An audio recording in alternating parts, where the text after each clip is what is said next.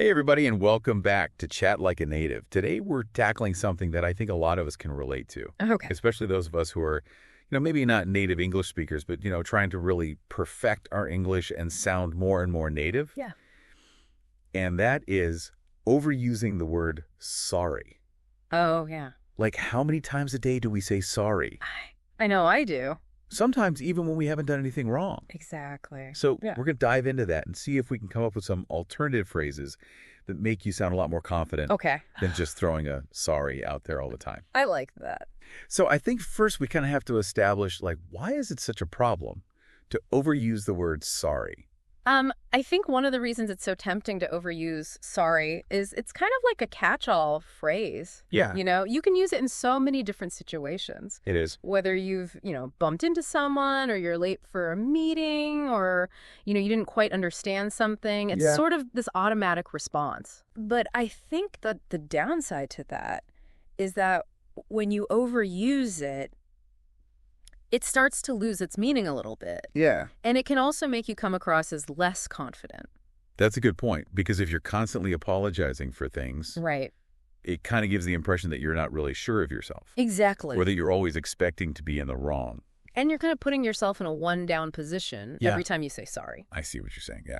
So it's really about trying to find a balance. Right. We don't want to say we should never apologize, because obviously there are times when a genuine apology is necessary. Absolutely. If you've, really messed something up or, offended someone, Right. then absolutely you should apologize. But it's when it becomes this kind of default response Yes. that it can start to work against us. Okay, I'm totally with you on that. Okay.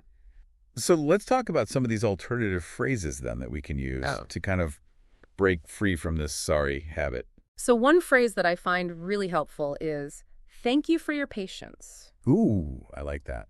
This is great for situations where maybe you've kept someone waiting, Yeah. or you need a little bit of extra time to do something. Yeah. Instead of saying, "Sorry for the delay," which kind of puts the focus on your mistake, Yeah. you could say, "Thank you for your patience," which Right. kind of shifts the focus to their understanding. It makes them feel good too, right? Exactly. And it shows that you appreciate their time. Absolutely. I love that. Thank you for your patience. That's a good one. Another one that's really useful is, "I appreciate your understanding."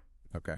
So this one is good for situations where maybe something hasn't gone quite as planned. Okay. Or, you have to explain a mistake or a change in plans. Right. And again, it shows that you value their understanding and their willingness to be flexible. And it's still acknowledging that, something didn't go perfectly, Exactly. but it's not, beating yourself up about it. Right. And it's not putting Right. the blame on anyone. It's just acknowledging that, okay, this is the situation. Yeah. And I appreciate that you're being understanding about it. That's really good. Yeah. So I appreciate your understanding. Mm-hmm. Okay.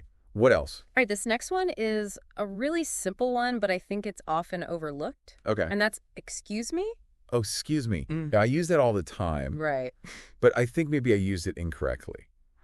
Well, it's a really versatile phrase, but it's important to use it in the right context. Okay. So, "excuse me" is great for when you need to get someone's attention, Yeah. or if you accidentally interrupt someone, Right. or if you need to pass by someone in a crowded space. I do that one all the time. Right. It's just a polite way to acknowledge that you're kind of encroaching on their space. Yeah, or their time. Right. Exactly. But you're not necessarily apologizing for anything. I see. So it's just a way of being considerate Right. rather than feeling like you've done something wrong. Exactly. Okay. I like that. Excuse me.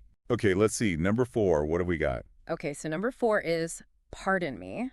Pardon me. Now that sounds very formal to me. It is a little bit more formal than "excuse me." Okay. So you might use this in situations where you want to be extra polite or respectful. Yeah. Like if you're in a business meeting Yeah. or you're talking to someone in a position of authority. So kind of like if you're at a conference or you're talking to like a professor. Exactly. Or And, so- you know what? and it's also good if you didn't quite hear something that someone said Oh, yeah. and you need them to repeat it. Instead of, sorry, what? Exactly. You say, pardon me. You could say, "Pardon me, could you please repeat that?" Pardon me. Could you please repeat that? I like that. Sounds much more polished. It does sound very elegant. Very nice. And then the 5th phrase, Ooh, the 5th one. the famous one. Yeah. This one is really powerful. Okay. It's, let me make that right. I like that. So this one is for situations where you've actually made a mistake Okay. and you want to take ownership of it. Yeah. and you want to offer a solution. So you're not just apologizing, you're actually doing something about it. Right, you're taking action. Yeah. So, for example, if you accidentally sent someone the wrong document, Yeah. you could say, oh, my apologies, I sent the wrong document. Let me make that right by sending you the correct one right away. Oh, that's really good because it shows that you're not just, trying to get away with it. You're actually trying to fix the problem. Exactly. I love that. Let me make that right. Mm-hmm. That's a really good one.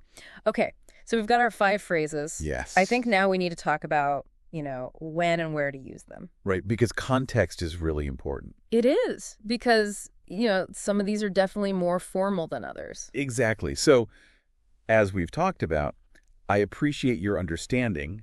Pardon me. Let me make that right. Yeah. Those are all kind of more on the formal side. Yes.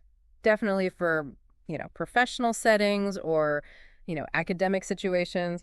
While thank you for your patience and, excuse me, those are a bit more versatile. Right. You can use them in more casual situations as well. Exactly. So it really depends on who you're talking to Mm-hmm. and what the situation is. And also the severity of the situation, right? I mean, if you've just, accidentally bumped into someone, Yeah. a simple, excuse me, is perfectly fine. Yeah. But if you've, made a big mistake at work, Yeah. then you might need a more formal apology, and you might want to use something like, let me make that right. Okay, so I think our listeners are probably getting the idea that, there's no one-size-fits-all solution here. Right. It really depends on the context. But I think the important thing is to be aware of the different options. Yeah. And to start thinking about which phrases might be more appropriate in different situations. And just having them, kind of in your back pocket. Right. And ready to go when you need them. So you're not always defaulting to sorry. Exactly. Okay, so let's say our listeners are really trying to work on this. They're trying to use these phrases more. Mm-hmm. Do you have any tips for them for how they can actually start incorporating these into their daily English? Yeah, I think one of the best things you can do is to actually practice using these phrases. Practice makes perfect, right? It really does. So you can do this by, maybe role-playing different scenarios with a friend. Yeah. Or you can even just practice saying the phrases out loud to yourself, Yeah. in front of a mirror, just to get comfortable with them. Even just thinking about them throughout the day. Right. Like, Yep. oh, in that situation, I could have said this. Exactly. The more you practice, the more natural it will become. Yeah. And it's also important to pay attention to your tone of voice and your body language. Absolutely. Because even if you're using the right words, Right. if you're saying them in a hesitant or apologetic way, Mm-hmm. it's still going to come across as lacking confidence. Right. So you want to make sure that you're speaking clearly and confidently, Yeah. making eye contact, standing up straight. All those good things. Exactly. And also remembering that these things take time. Yes. It's not going to happen overnight. It's a process. You're not going to suddenly become a super confident English speaker Right. just by learning 5 new phrases. But it's a step in the right direction. It is, yeah. And the more you practice, the more progress you'll make. Absolutely. And I think the last thing that's really important to mention is that, different cultures have different norms around apologizing. Yes, that's a very important point. So what might be considered polite or Yeah. appropriate in one culture Right. might be seen as something completely different in another culture. So it's always good to be aware of those cultural differences. Especially if you're, living in a country where English is not the native language, Mm-hmm. or if you're interacting with people from different cultures. Right. It's just something to kind of keep in mind. It's all part of being a good communicator. It is. Yeah. Okay. So I Right. think we've covered a lot of ground here. We have. And I think the main takeaway is that there's so many different ways to express yourself in English. Right. And it's not always necessary to resort to the word sorry. Mm. In fact, using some of these alternative phrases can make you sound a lot more confident and assertive. And it can also help you to communicate more clearly and effectively Absolutely. because you're being more specific with your language. So just to recap one more time. Yes. Our 5 phrases are, thank you for your patience. I appreciate your understanding. Pardon me. And let me make that right. Those are great. So try to work those into your daily English conversation. And see what a difference it makes. I think you'll be surprised at how much more confident you sound. I think so too. Okay, so that's it for this deep dive on Chat Like a Native. Thanks so much for joining us, and we'll catch you next time. All right.